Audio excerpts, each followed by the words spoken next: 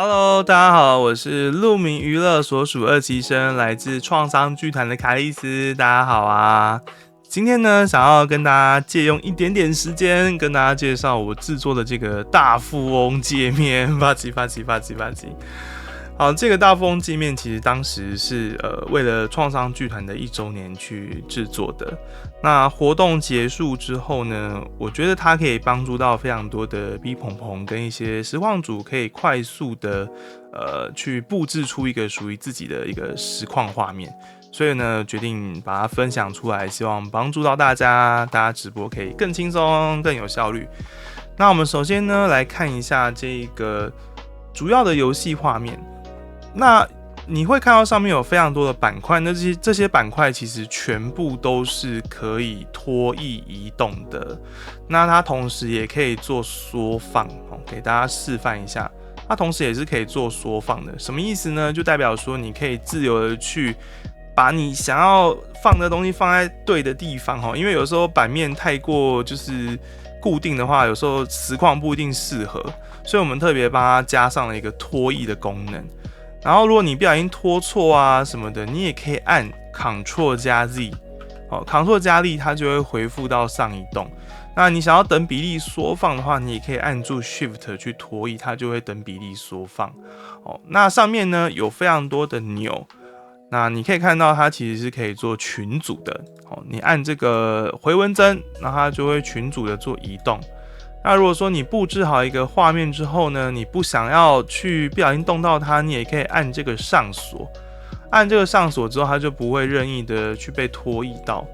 那它同时也可以做隐藏，按下这个减号，它也可以隐藏，或者直接把它整个关起来，按叉叉，它也可以直接关起来。这个棋盘也是可以关起来的。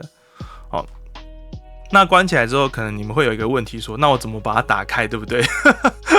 那我们这边稍微看一下，旁边有一个主控板，我稍微移动一下我的画面，等我一下。我们旁边有一个主控板，你可以按这个调整设定，你可以再次的把这个棋盘把它叫出来。我们移动到最上面，你可以把这个棋盘再把它叫出来。这边我新增了很多钮，基本上就是你可以去把它打开或者关起来。例如说命运的转盘，我可以再把它打开，或者抽卡系统，然后筛字，或者斗内区都可以把它重新的做开放。那这个背景呢，同时是可以做雾化的。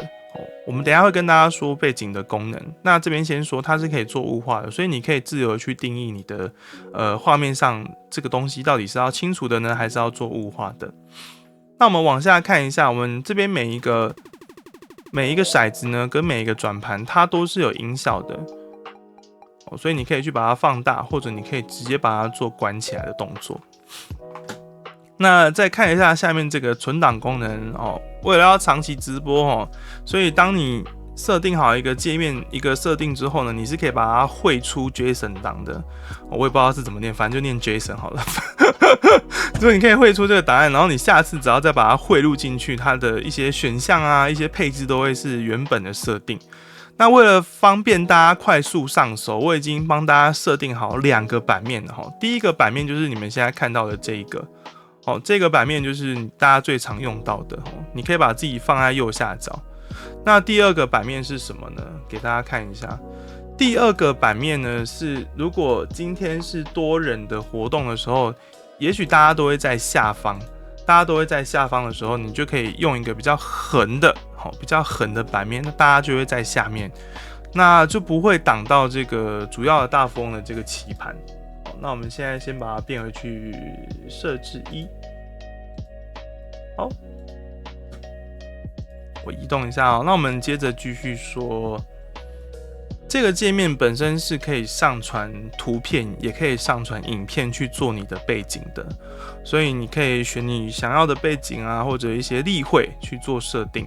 那它也可以载入你自己想要使用的字体，你可以透过这边去载入你想要用的字体跟背景。骰子的部分呢，我这边有特别设定到12面，有特别设定到12面，所以如果你想要拿这个做 TRPG 的话，也可以啦，也可以。公告栏的地方这边，我把公告栏移进来。这个是公告栏，然后你可以去设定上面的选项，例如说给我钱，不是啦，或是拜托给我钱。你可以自由设定，然后你可以去放大缩小它的字体，所以它原本上非常好用了哈。转盘的部分，好，我先把这个公告栏先锁起来。转盘的部分，我这边有特别帮它做2个，所以如果你是需要同时有2个转盘存在的话，你也可以这样子去做设定，或者你也可以把它完全关起来。那转盘使用上非常直觉哦，例如说我现在打1 2 3 4 5 6 7，1 2 3 4 5 6 7，它就出来了。那字太小怎么办？这边有个拉杆，直接把它拉大就好了。直接把它拉大就好了。接着悬浮斗内区，悬浮斗内区就是中间这个赞助支持的地方，你可以上传 QR code 或者你最近的周边啊，或者你最近有什么活动要宣传，都可以放在这里。那下方也可以自由输入各种文字。OK， 这边是棋子的数量，棋子的数量我不知道大家最多会需要多少人，但不管，我就先设定到20个，最多可以放到20个，最多可以放到20个，然后应该用不到那么多了哈。那这20个每一个都可以上传自己的大头贴，这样就方便大家识别。然后上传好之后，原则上你就是把这个棋子按下去，然后按到每一格，它就会自己跑到那一格去了。那如果画面太小，你点一下这个任务，它就会直接放大。例如说任务20，它就会变成是这样子。那如果说你不想要用这个棋子了，你就点一下，然后把它放回去棋子休息区就好了。OK， 最后呢，这个棋盘的格子数量是可以做设定的，但它必须是偶数，最多有到50格。好，那你也可以用少少，例如说10格或者8格，然后24都可以。最多到50格，然后棋子的这个对不起，棋格的透明度是可以做设定的。